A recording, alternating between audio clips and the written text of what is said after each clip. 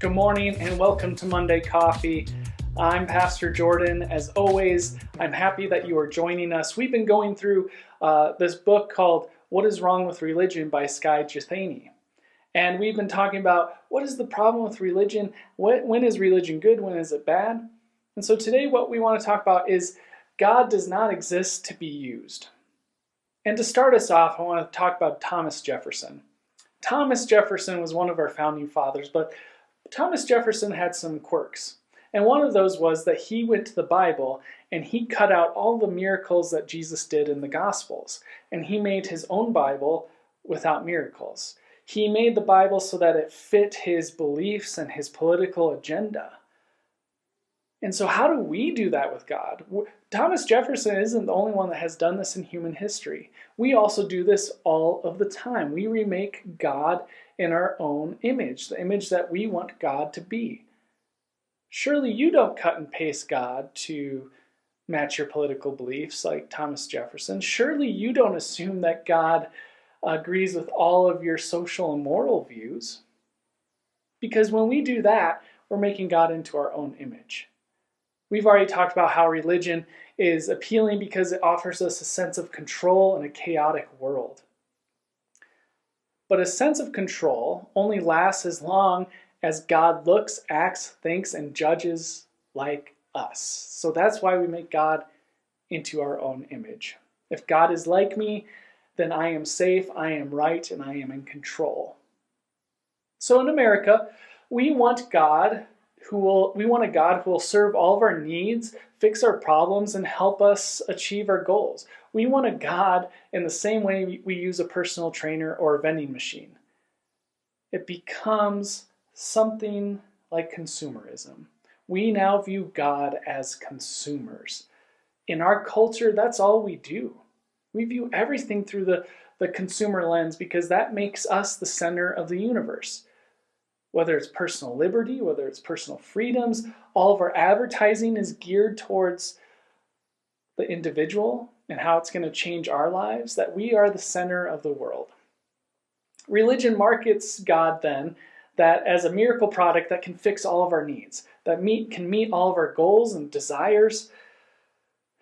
And so people then gather in church to not connect with one another or connect with God, but rather to be entertained by music, be entertained and helped by the sermon.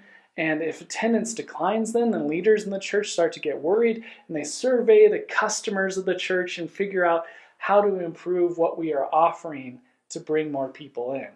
It's fundamentally set in a consumeristic view. And in this approach to religion, this consumeristic approach, our desires are never questioned or challenged. Instead, our desires are what are driving it.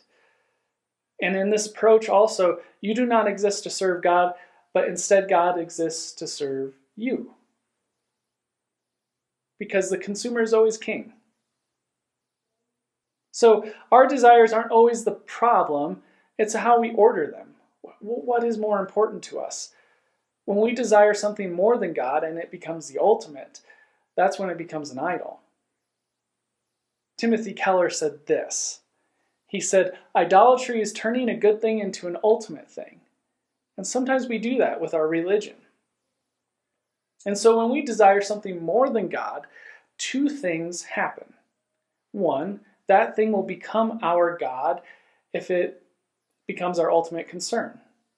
And number two, we will expect God to serve our idol as well. So now that ultimate thing that we had, God is serving that. We aren't serving God.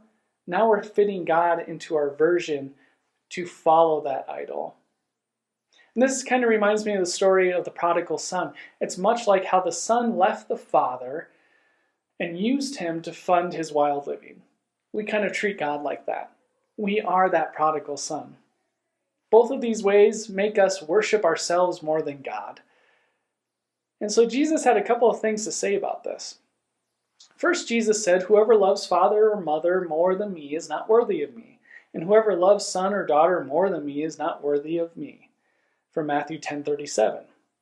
He was attacking our tendency to make a good thing, even like family, into an ultimate thing. He also went on to warn about wealth in Matthew 6:19 through 24, about comfort in Luke 9:58, and with fame in Matthew 6:1 through 4. The point is that Jesus is trying to make, we try to use God to get what we want in this life and the next. And if all those things, even if they're good things like family, if we make it the ultimate thing, then it is now our idol. And we're no longer worshiping God, but we're trying to use God to worship that idol. So this week, as you go about your week, may you think of these two questions. How have you tried to use God to achieve your goals? And how can you start to have God challenge your view of God, your view of consumeristic God? Because when religion becomes consumeristic rather than a relationship, that's when religion is bad. Have a great week.